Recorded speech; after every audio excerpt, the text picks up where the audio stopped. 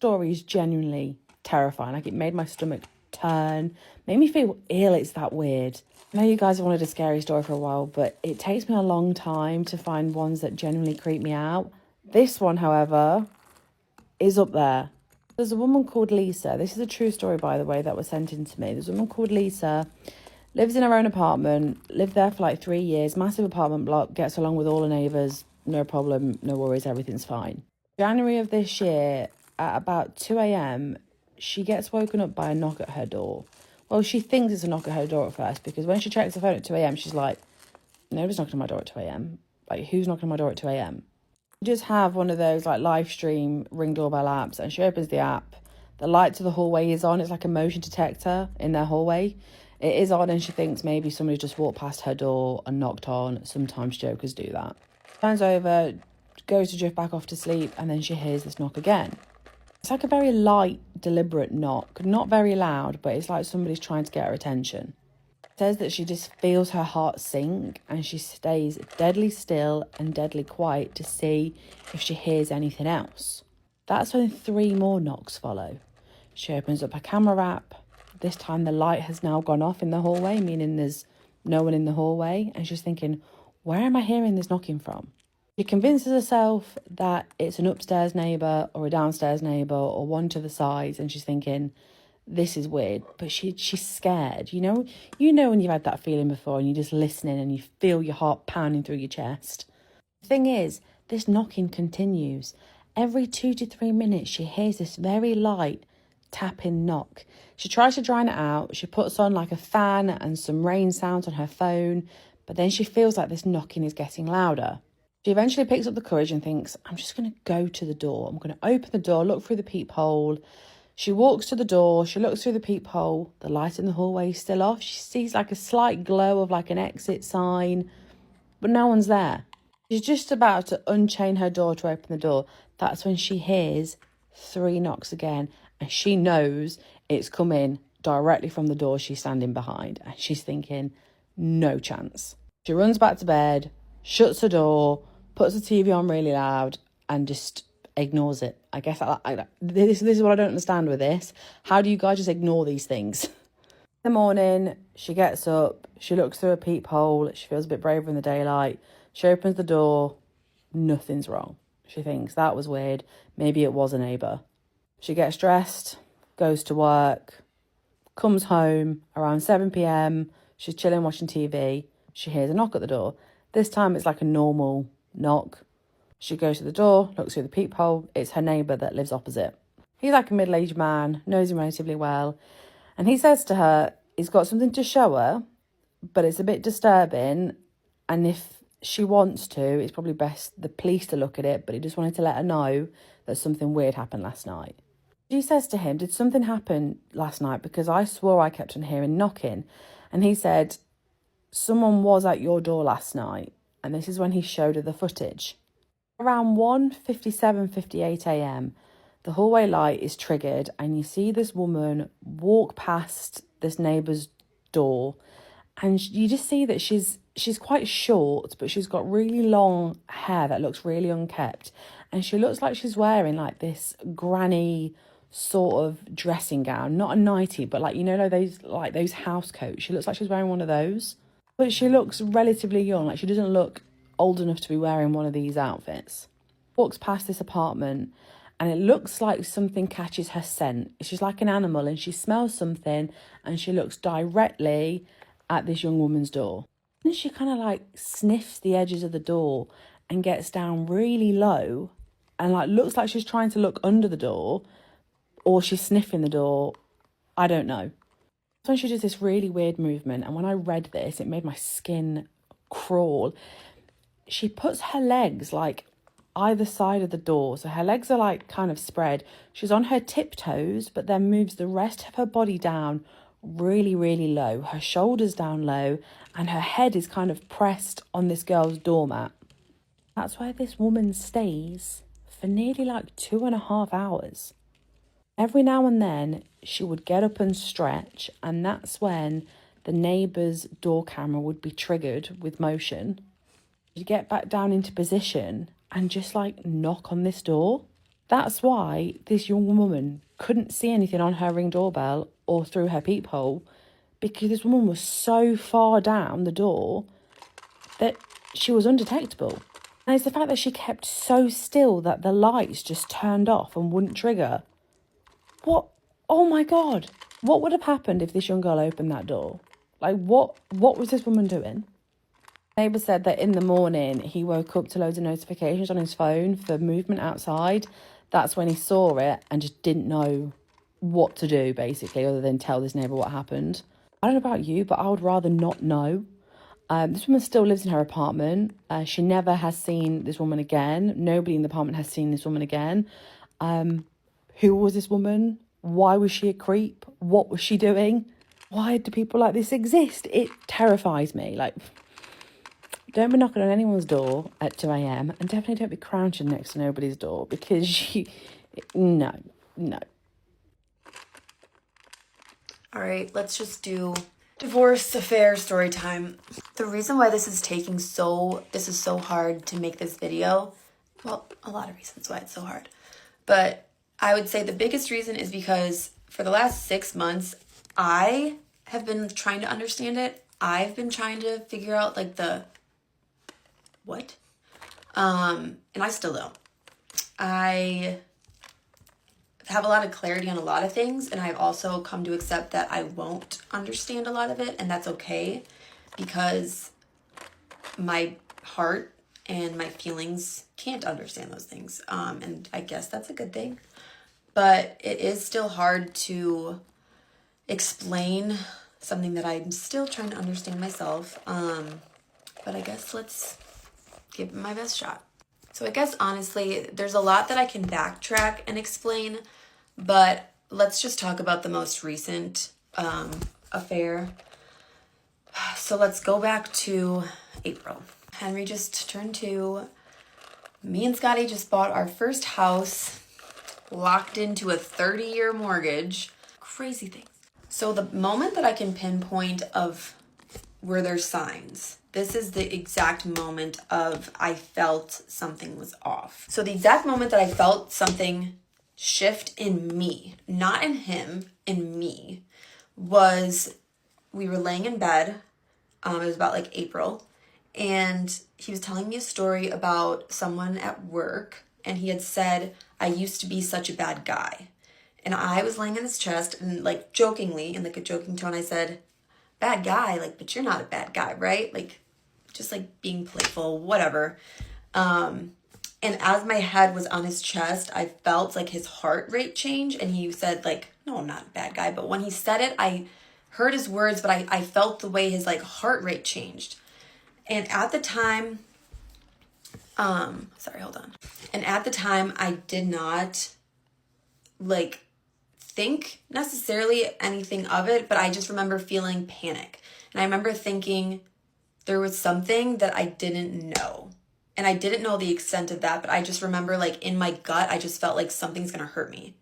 And I didn't know why I felt that, because my brain and my heart like weren't matching up yet. It was just like, it's Scotty, like chill, like just calm down. And so I remember I said something to him. I was just like, oh, why did I just like get like a lot of anxiety when you said that? Like, is there something like I should be anxious about? Like trying to like just get reassurance for it. And of course he's just like, Jess, like you just probably have like a lot of anxiety.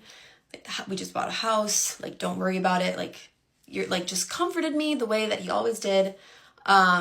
Raised no suspicions, very quick with his like answers, very just, and I'm thinking to myself like, oh, like why do I feel this way? But also like not thinking, why would he be lying to me? So I remember Scotty went to sleep and he's sleeping, and I was up all night like with the worst panic of my life. Like I remember just like having like a full panic attack and not knowing what was happening to me, and like not knowing why I'm feeling this way, but just knowing like something in you just like felt like something was coming, if that makes sense.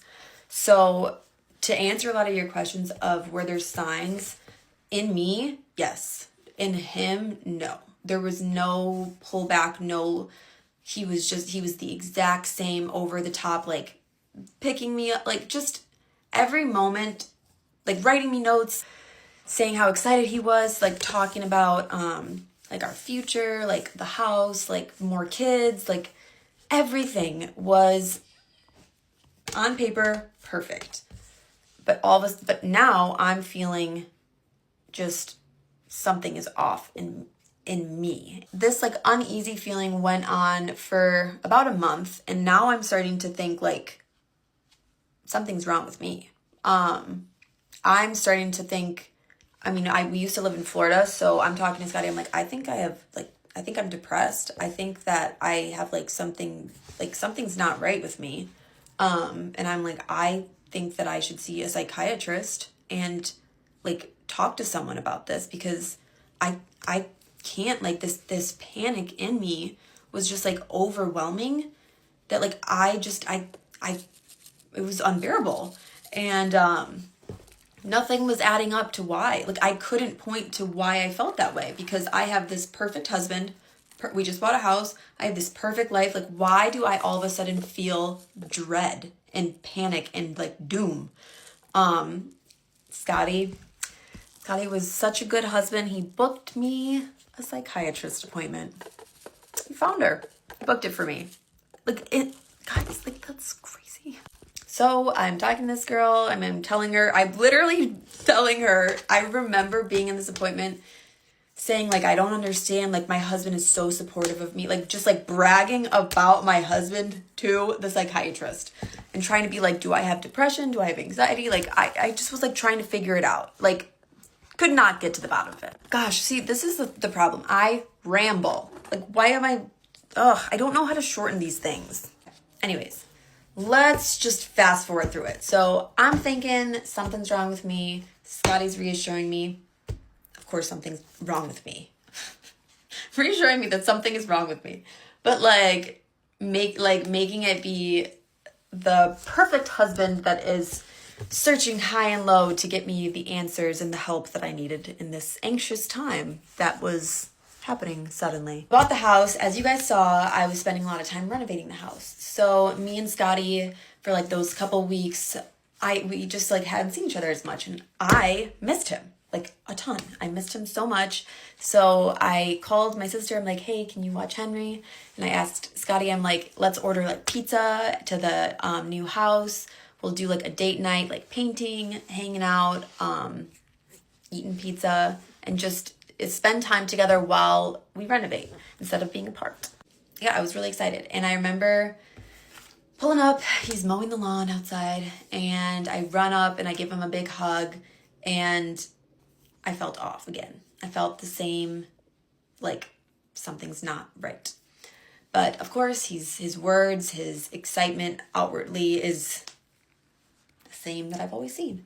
So I'm again confused, thinking, why am I feeling so anxious? And just truly thinking that something was wrong with me. And yeah, I felt so off, and he was so perfect that I thought that I was crazy because I didn't even think that it was him. Just remember, I started sobbing. I just started crying, and I remember not knowing why. And I remember, I think Scotty got like frustrated at me for like feeling like upset and like questioning like different things, like trying to like talk through like what it is. Like, is it us not spending time together? Is it just trying to figure it out? But like, he was getting defensive of me trying to figure it out, and it ended up in like a fight. Like, we got into like a fight. Well, not like a fight, like me just like sobbing and him leaving, which was weird. Very weird. Honestly reassures me that I'm going crazy. And so I remember we were upstairs in the playroom, and I'm like going through all these like scenarios of like what is going on. And I remember just like crying, and I didn't know why I was crying. I just couldn't stop crying. Like, I think I was like almost like hyperventilate. Like, I was having a panic attack crying. And I remember being mad at myself because I'm like, why am I ruining this date when I was so excited for it? And I remember being like inside disappointed in myself. Like, I'm like the worst. Like, I remember thinking like, I'm the worst to be having these emotions right now for no reason. Like, I was doing a lot of like self, just like, yeah, it was a bad time for sure. But I just remember sobbing, asking him, is it like we're not spending enough time together? Like, I remember saying this, are you sure that you are happy with me? Which was weird because I didn't know why I asked that. He wasn't really like helping me, which felt weird. And I remember I was left we had like a little play couch in the playroom. I was left on the play couch crying, and Scotty just left. And he left to just go pick up Henry. It was almost like he was annoyed that I was feeling something. Like my feelings that I was trying to get to the bottom of were bothering him. And I was like the burden. And I felt that too. I truly felt like I was the burden for having emotions out of nowhere. And I felt like really guilty about it. And thought like, Jess, like you have this perfect husband. You're sitting in the playroom of your future house and you're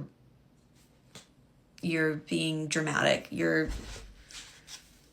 Anyone would be lucky to be in your position, and like, what are you doing? Like, I remember just feeling like so much like self, just like, what is, like, I'm such a problem right now, and just wanting, I don't know. So I remember that was a really, really heavy night.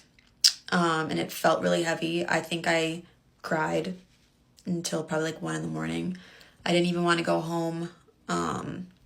Just because every time I was around Scotty, it just almost felt like I would get more anxious. And honestly, at the time, it was because I think I thought that I was the problem. I think like I hated being the one that felt like she had a good thing and she was just not happy right now. And I'm like, why? I didn't know why. Yeah, so I blamed myself a lot for those feelings because I still didn't have, I never saw a reason to think that Scotty would have done anything, or was doing anything. Like, that was so crazy to me. So the next day, it was Saturday, and I woke up. I had slept in a little bit because I was up all night crying, and Scotty was putting Henry down for his first nap in Henry's room, and the week before, I needed to go pick up a light fixture from a girl on Facebook Marketplace. So I just got out of bed, tried to brush it off from the day before, get in my car, and I get a text from Scotty saying, hey, I think that I want to talk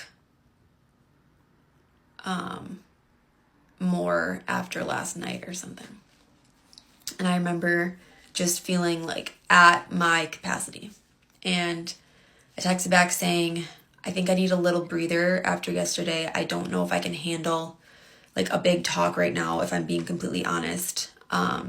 Is there something that you want to say? Otherwise, can we just do that another time? He sent me this big long text saying how something's wrong with him, how he is having a hard time connecting. I remember it was like a long text, thinking and I remember he said, I think I'm a narcissist, and it was a lot. And I said, I don't think you're a narcissist. Like, if you were a narcissist, you wouldn't be able to like want to change, or like, I don't know, just think that's something that I responded saying. I was really confused, like, where this is coming from. And then I remember like the next text was, no, Jess, you don't understand. I'm not a good person. And if you think that I'm doing something, you're probably right. Like, that's what he said. And then I remember just being like looking at that text and being like, what is he talking about? So at this point, I'm back. I'm in the house that we just bought, standing by myself in an empty kitchen. And I remember texting back saying, "What do you mean by whatever you said?" And he said,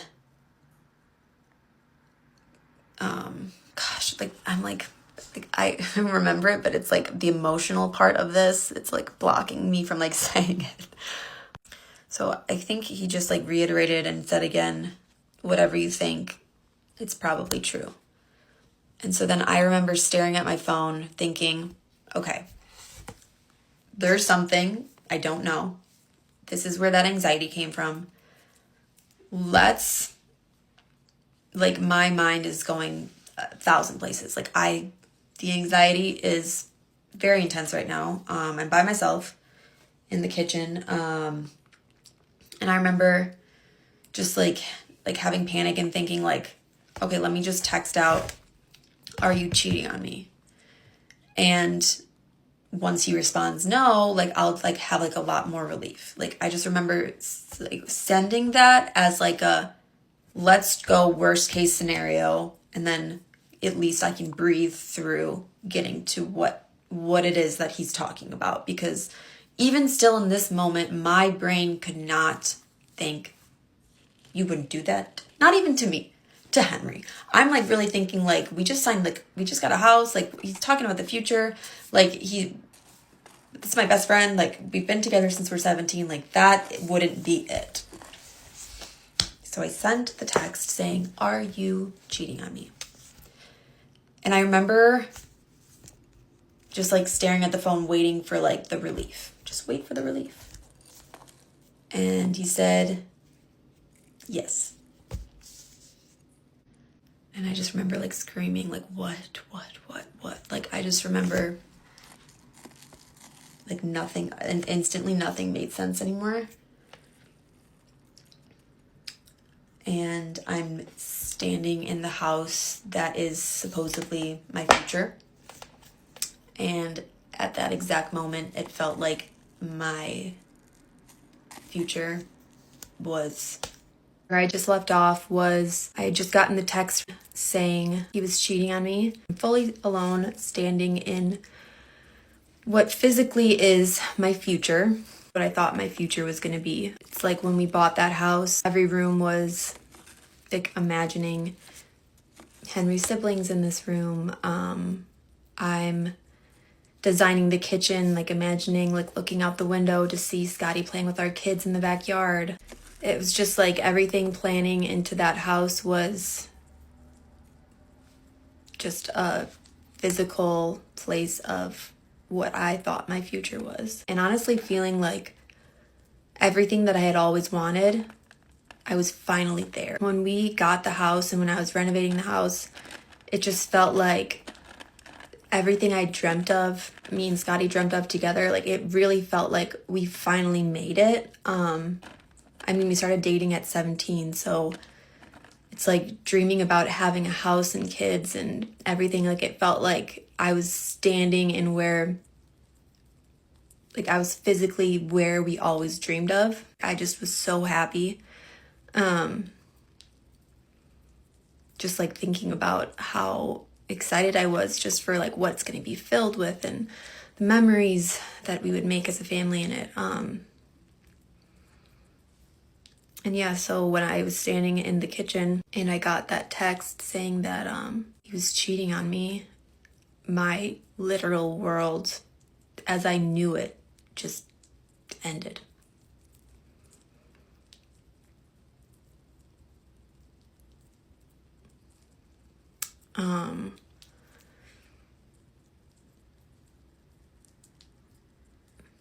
Yeah, and like I said, I fell to the floor. I remember just thinking wake up, wake up, wake up, wake up.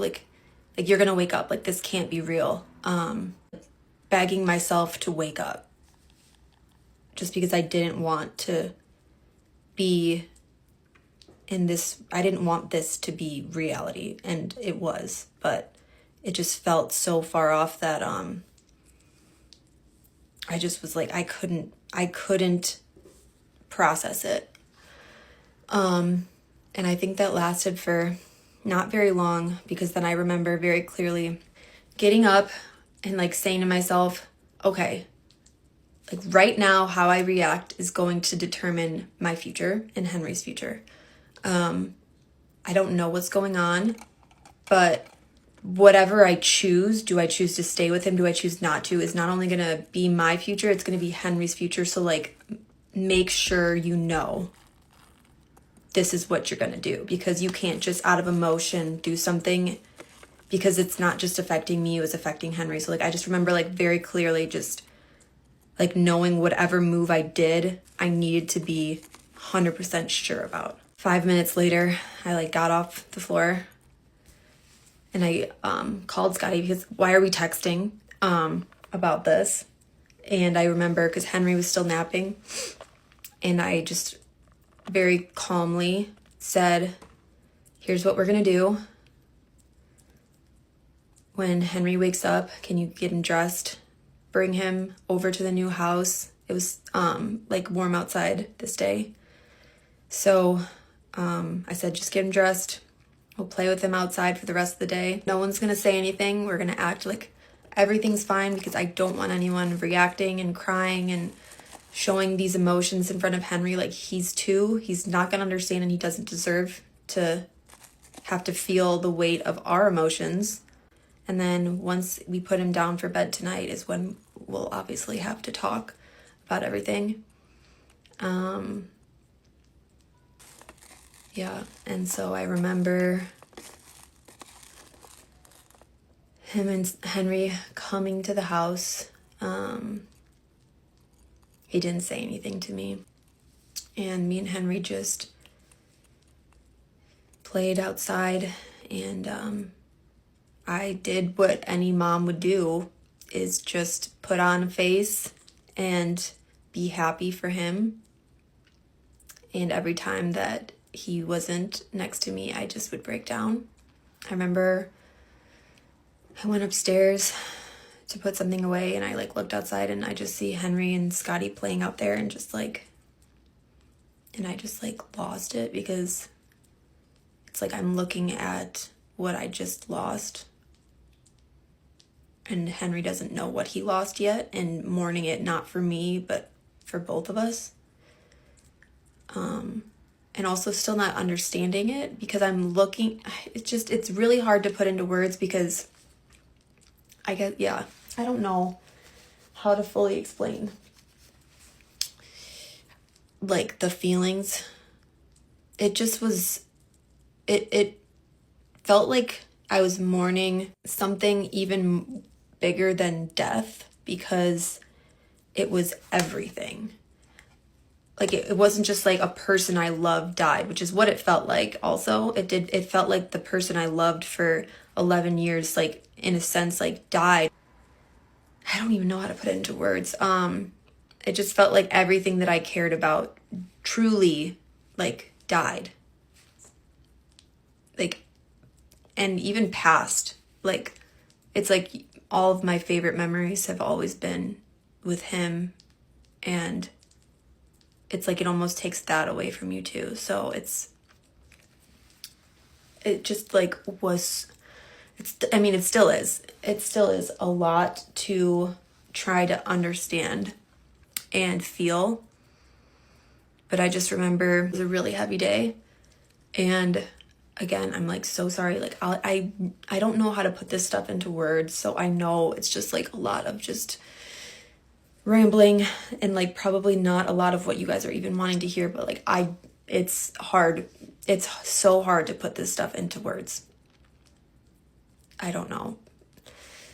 But anyways, so we got through that day, put Henry down, and then I'll do part 4 of when we sat down and had our talk. A lot of you guys were asking if Scotty tried to fight for me after I found out, and that's honestly the part that's going to be the hardest to talk about, because there's a lot of traumatic things in there. But yeah, I'm gonna get into all of that stuff next. It might take me a minute to make the rest of the parts, so just bear with me.